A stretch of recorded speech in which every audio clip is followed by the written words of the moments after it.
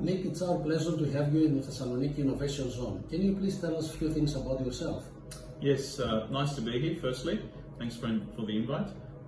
30 years in the technology sector. I've cut across many different parts of it. Working for large multinational software companies, 4 technology startups out of Australia, and an angel investor in several companies both here and back in Australia.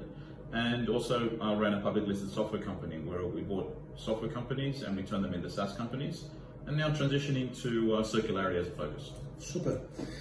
My first question is, what mistakes do you see entrepreneurs making so we can pass something to our founders here? Oh, these we could spend all day here, right? But look, the fundamentals are this. When it comes to looking at their businesses in terms of startups per se, a fundamental problem is they see too far out. And what they should be doing is focusing on what the next round of funding or where their short-term horizon can get them to. And what do I mean by that is basically being able to understand the use of funds and the expected outcomes from the use of funds.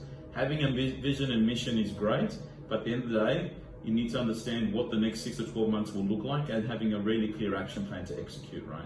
So that means someone from the team always should look for the next fund. Yes, pretty much, and that's fundamental job of the CEO at the end of the day, who needs to be externally facing in that sense.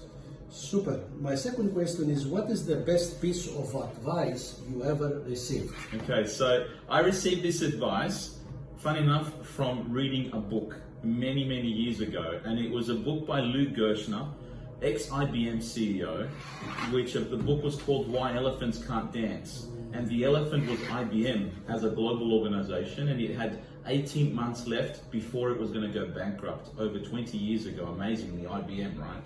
And what he did was he traveled the world to try and understand how he was going to unpack the organization and try and get it back onto its right journey.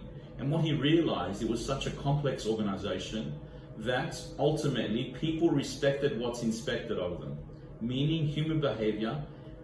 If you tell me what to do, I will just focus on that. And so with that came an important lesson for me in building organizations and building teams, which I now operate under what I call my 3 R's.